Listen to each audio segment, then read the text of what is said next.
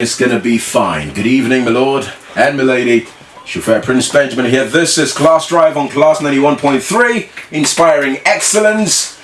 And we are ready with Inspire. Comes to you every Thursday on Class Drive, where we host a star in a field. Tonight we have with us McKinney Hammond. As a best-selling author, speaker, singer, and television presenter, Michelle has authored over 40 books selling over 2 million copies worldwide, including best-selling titles The Diva Principle, Sassy, Single and Satisfied, 101 Ways to Get and Keep His Attention, The Secrets of an Irresistible Woman.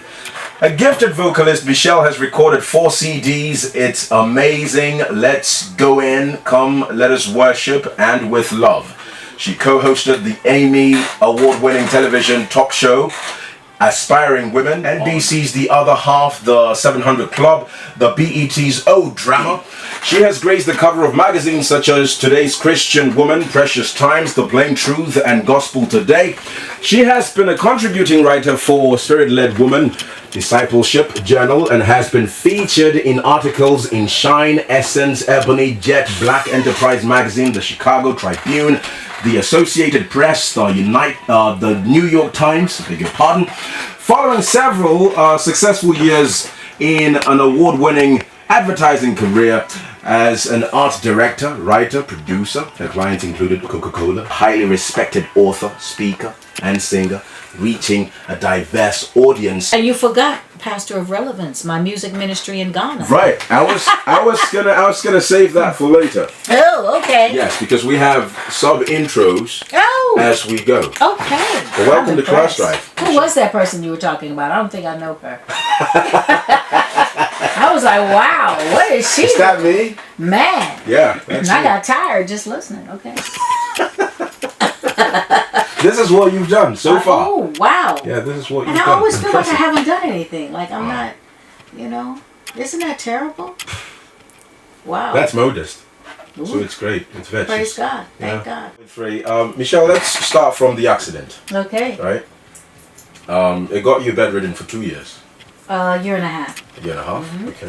Okay. Take us back to that incident. How did that day start?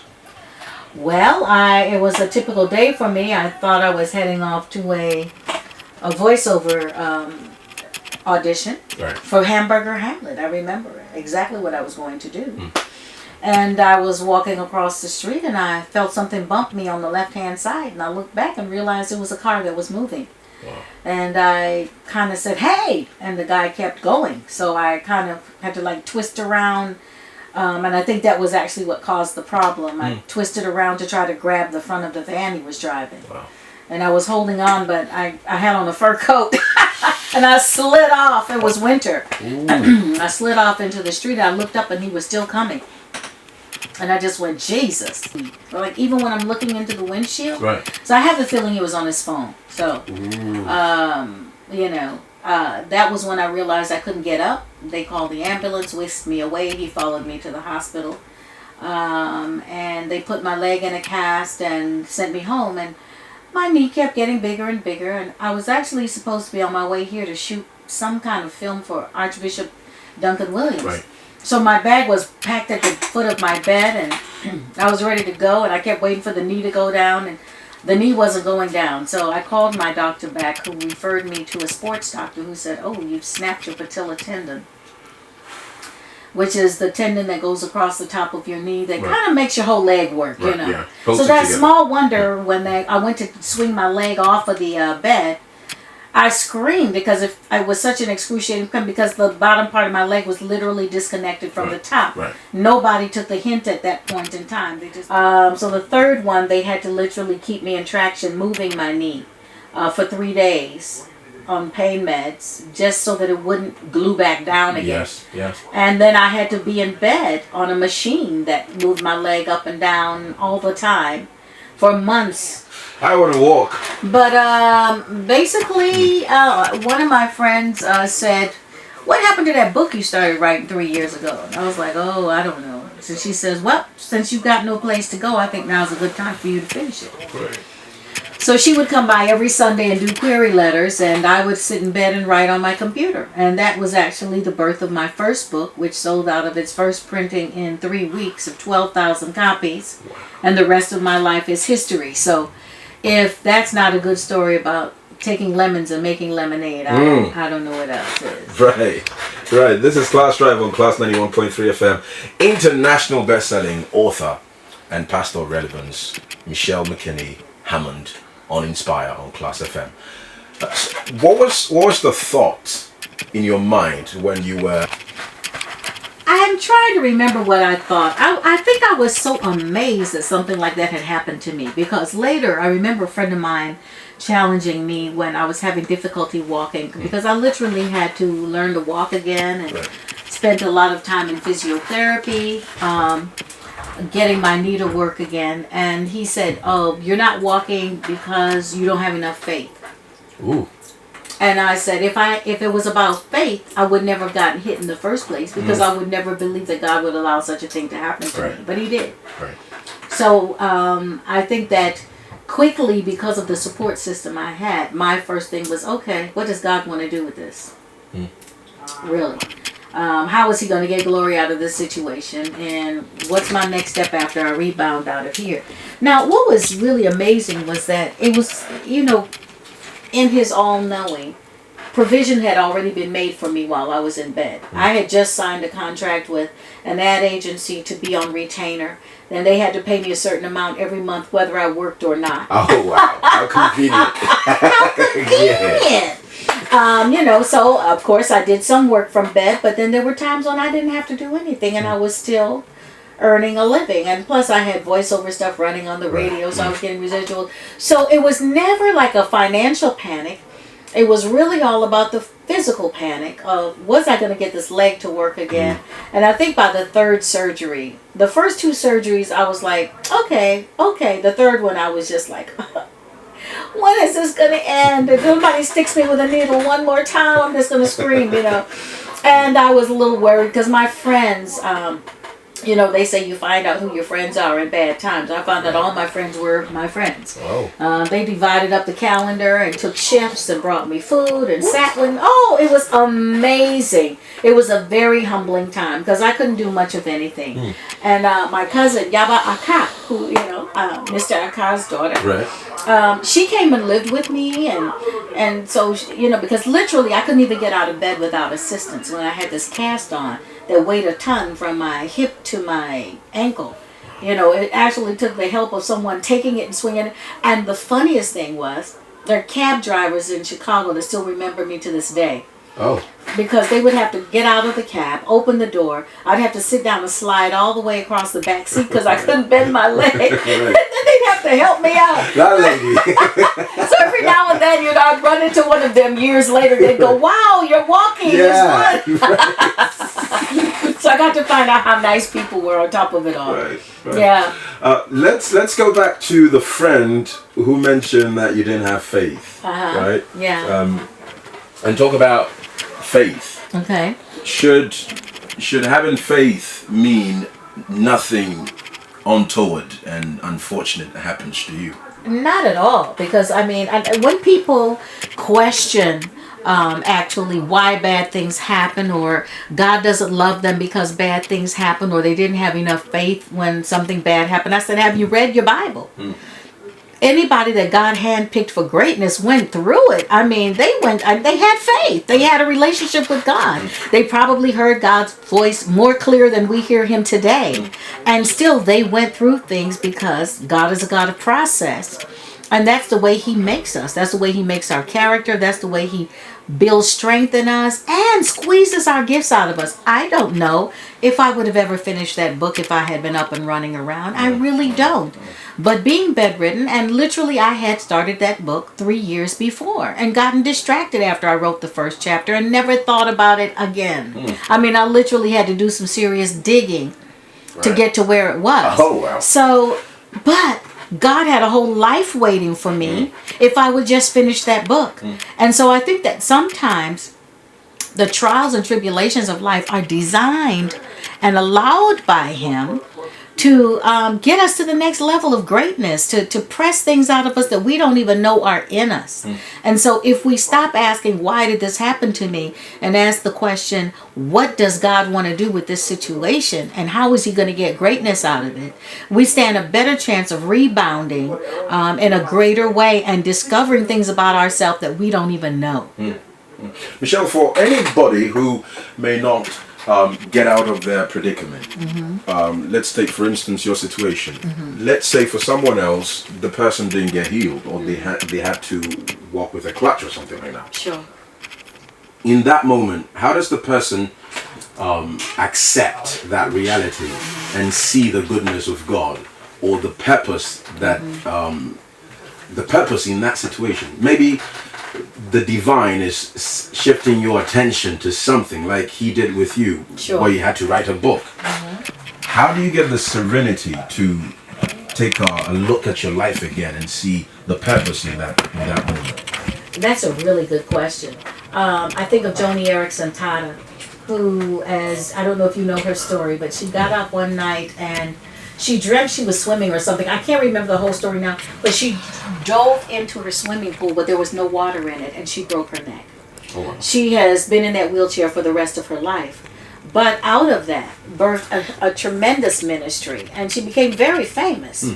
You know, I have a friend who was paralyzed from the waist down for 23 years, and miraculously God healed her a couple years ago. But she was in that wheelchair for 23 years, and she was one of the most joyful people I knew.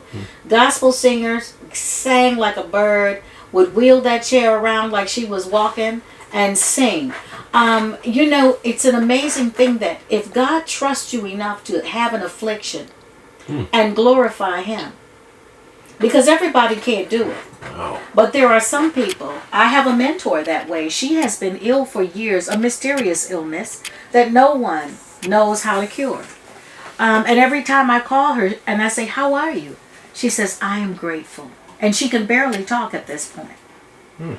And if that doesn't convict me to be grateful for where I am on any given day, I don't know what does. So for me, it's like I have a sense that in some ways, there are some people that God trusts to glorify him in a broken state. And it's all about getting the glory. Everything in our lives is to give God glory. And he chooses how that happens. We don't know what we would do if we were not in that state. Sometimes you sitting in that wheelchair is keeping you safe. It's keeping you from hell. You don't know that, but God knows that. And so he is so determined to preserve a life that at any cost he preserves that life. And sometimes that looks not understandable to us, standing from the outside looking in. And those are one of the mysterious ways of God, I think. But I think that if we can learn, it says in all things. It doesn't say for all things. In all things give thanks. Because no matter what state we are, somebody's praying to be where we are. I saw this little cartoon the other day, and it was like these two cars sitting next to each other, and the guy was going, oh man, I wish I had that car. And then the guy in the car was saying, oh man, I wish I had that. And the chain reaction was just like they were all wishing for something else. Even to the point where there was like a guy on a bike, and there was someone upstairs on the balcony in a wheelchair saying, wow, I wish I could ride that bike. And the guy in the bike was wishing for the car, you see? So we're always wishing for something else. And I think that that's the biggest trick of Satan, to get us on the one thing. He did it in the garden first. So there's always the one thing in our life that we think, oh, if we only had that, we'd be happy. But that's not necessarily so. Right. Class Drive on Class 91.3. She's been on TV, worked on the radio. She's worked with Coca-Cola. She's a singer, songwriter. She's a best-selling author. And she is the pastor of Relevance, Michelle McKinney, Hammond, on Class Drive on Class 91.3 FM. Let's go to when you were 11, if you can remember as far back as that. 11. Yeah. What were your dreams growing up? Oh, 11. I had just moved to America a few years before. I was pretty traumatized. I was ahead in school, so at 11 I was in junior high, I believe. I was a bully victim. So for me it was about survival. I was living in an urban neighborhood.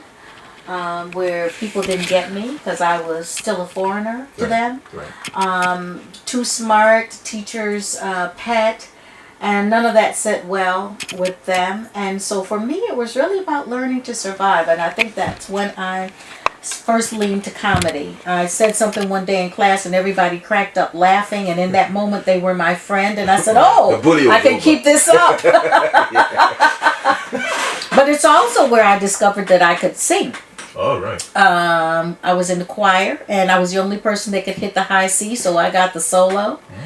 And so it's like, oh, I could get used to this too. Yeah. So it was a time of discovery. It was, I call it the best and the worst of times. It's so funny because, you know, I was out doing a speaking engagement a couple of years ago.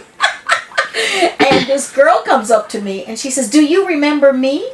And in that moment I looked at her face and I had a flashback of her stuffing snow down in my jacket while two of her friends held me in. Right. And I said, of course I remember you. I'm still traumatized by what you did to me in junior high. Her whole face changed, like, oh my God. Yeah. But you know, I don't want you to remember that. It was my, yeah.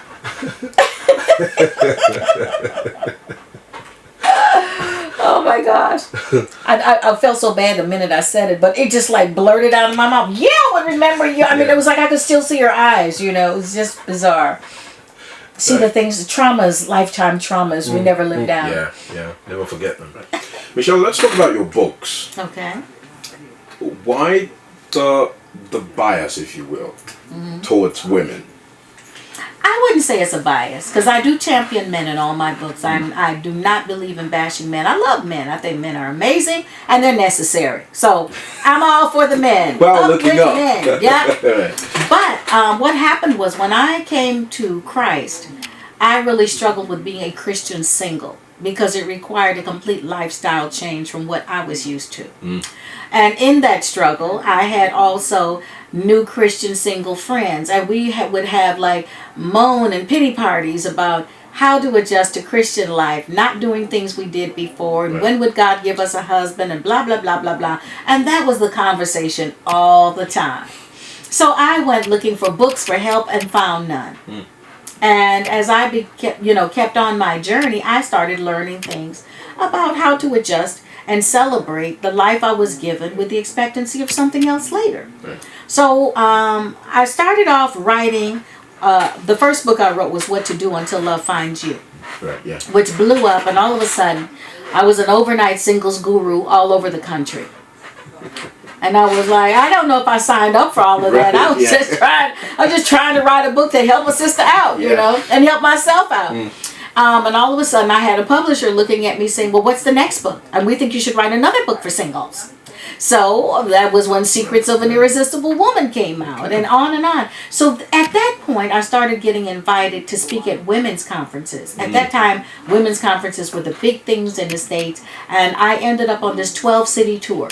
And I don't know how I ended up there. I ended up on the cover of Today's Christian Woman, and they had never had a black woman on the cover before, I was told. So I was like, whoa. Then they were putting me on The Plain Truth, and the only other two women that had ever been on the cover of Plain Truth was Elizabeth Bush and Mother Teresa. So I was like, wow, okay. Big deal. Yeah. I mean, so my life changed significantly without me planning. It wasn't like I had sat down, strategized, gotten a coach to help me get from point A to point B. It was almost like a miraculous accident that turned into something wonderful. Right.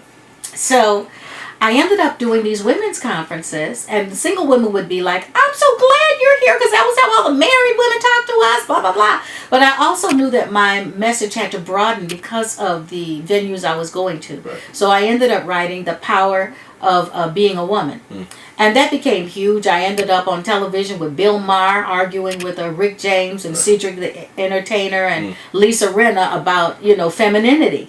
And so I kept going, writing different books based on conversations I would hear, to be perfectly honest. People would say, well, what makes you write the next book?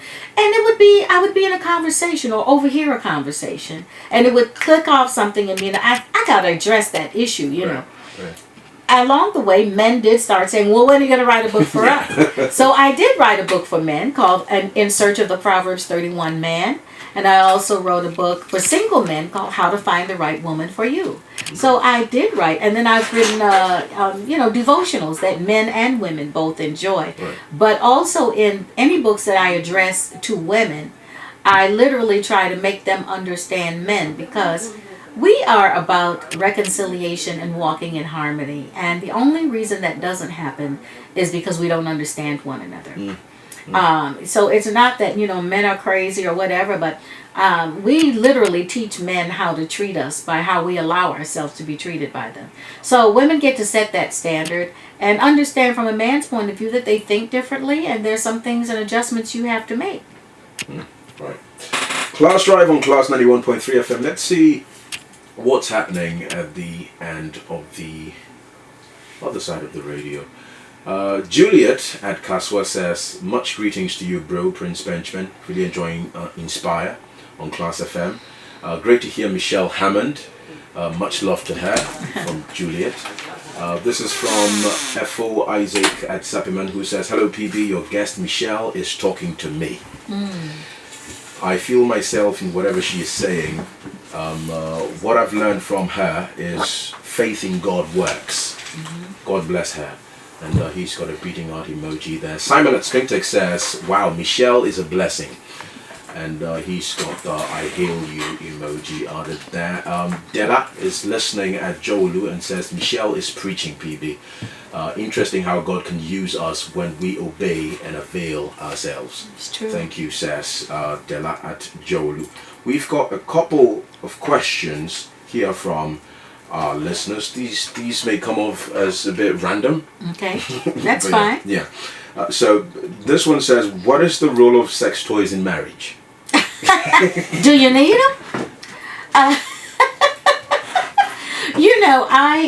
I tend to feel that anything that distracts, sex, let's talk about what sex is. Because I think that the world likes to take everything that God creates and contort it and pervert it and, make it something that it wasn't designed to be. Right. The more dependent you become on sex toys, the less you will be able to receive pleasure from your partner. And the pleasure is in getting to know your partner's body intimately as well as your own. And there are two people in the room who can discover amazing things about one another's bodies. And I don't think you need toys to do that. Right. I think that toys come in when you've gotten bored with one another because you don't know enough about how beautiful sex can be between the two of you, using your imagination to pleasure one another without help. Because if you can use toys, and you can use other things too. You can use other people. You can, it goes on and on. And what happens is when we start straying away from the naturalness of who we are, we then have to find greater things that give us greater stimulation. You understand what I'm saying? Yeah. So I don't really vote for sex toys. Right. Even between a couple? I feel like it's a gateway to other. Role plays. There's so many other things you can do that don't require detractors from your touch. See, touch is what's important. When you put a toy between you and your partner, what are you touching? And let's talk about the spiritual implications of sex. Sex is worship. Okay? It is, everything that God designed is a natural and spiritual, has a natural and spiritual parallel. So here's the woman, her body is the temple. The man is the high priest. The high priest goes into the temple to minister. When he enters the temple into the Holy of Holies, that's when the incense rises. That's when the praise goes up. That's when people say amen and hallelujah. Right. Okay. You hear me? Yeah. So the thing is, it says that when we come together, we become one. And it says who we give our bodies to, we are calling Lord.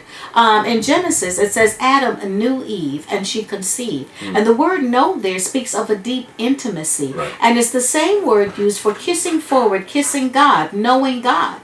So when we know God, we conceive of the fruit of the Spirit and we bear the attributes of Christ to the world. Right. So when we're talking about our bodies, we have to really have a healthy respect for passion and for one another's bodies, the sensitivities of it. I find that we don't spend enough time discovering one another's bodies. Then you get into all kinds of different things that distract away from the touch. Right. The touch is when we come to know each other on a deeper level. It's almost like prayer.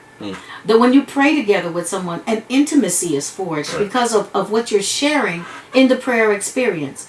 And that's what sex is like. Right.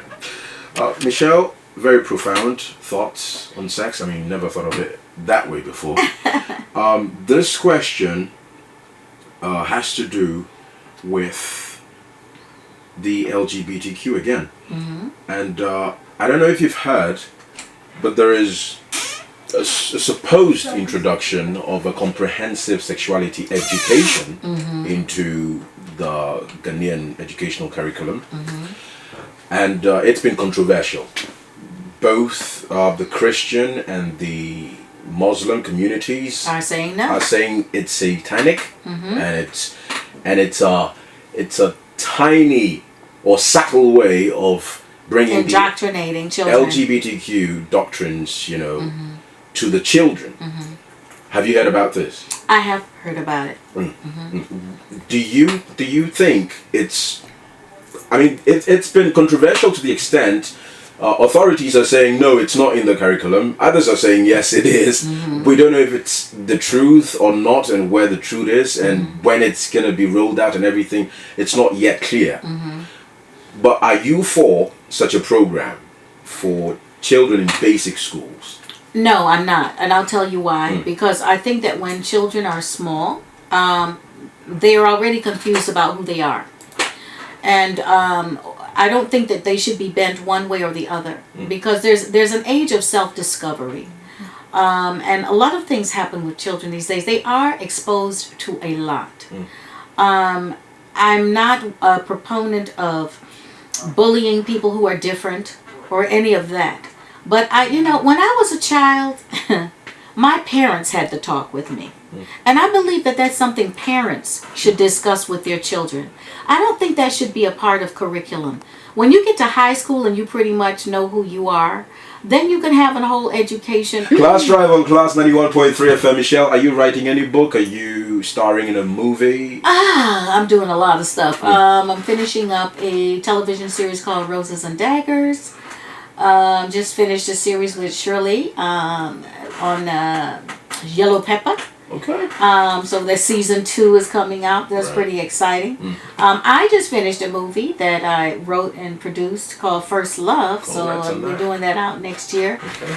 And I'm working on a book called Daddy Issues and another book called Next. So I got a lot going on. You're busy. Michelle, one more thing. Is it difficult for a woman in ministry in Africa? Yes and no. And I'll just be very clear about this. I think that it is decided when and where women are effective in ministry. And in the States, I could go on any platform. I've spoken everywhere from Potter's House to Creflo Dollars to, all the major ministries. I find it a little harder to access those platforms here. And when you do, they don't pay you what they pay the boys. Yeah, so but there are some ministers who are very open and very supportive. So kudos to them. And I think that the doors are opening more and more because I think they're realizing that women do have a rich deposit for everyone and not just for women's conferences. So I see the landscape changing and I'm encouraged by it. All right. Michelle, before we say goodbye, who is a pastor of Relevance, and take the opportunity to also inspire anybody listening to us? You said what? Who is a pastor of Relevance? Relevance is my music ministry. Right. And we actually are doing a concert in the Accra Mall, December 20th. So everyone can just come to the food court and hang out with us. We write all of our own music. It's called Rockspiration.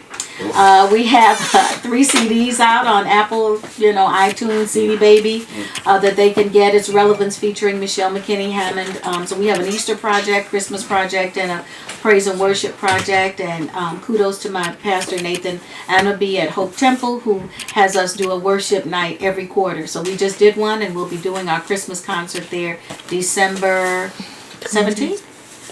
December 20th. December 15th. The Accra Mall is December 20th, right? Yeah, All right. December Right. 15th. That's Michelle consulting with her team. Yeah, it tells me some consulting with my team. So, so many things, but our music is amazing.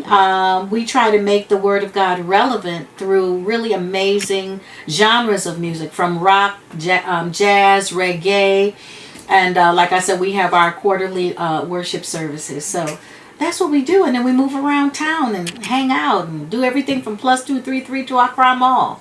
Because we're about taking the church beyond the wall. That's a stretch. Wide bracket there. Frank at the airport residential area says, PB, thank you so much for your guest, Michelle. She is simply amazing. And Davi Son of East Legon says, PB, listening as usual with a useful and refreshing interview with Michelle Hammond. Good evening, and that's from Davi Senna. Pastor of Relevance, Michelle McKinney Hammond, thank you so much Thank you for having me. joining us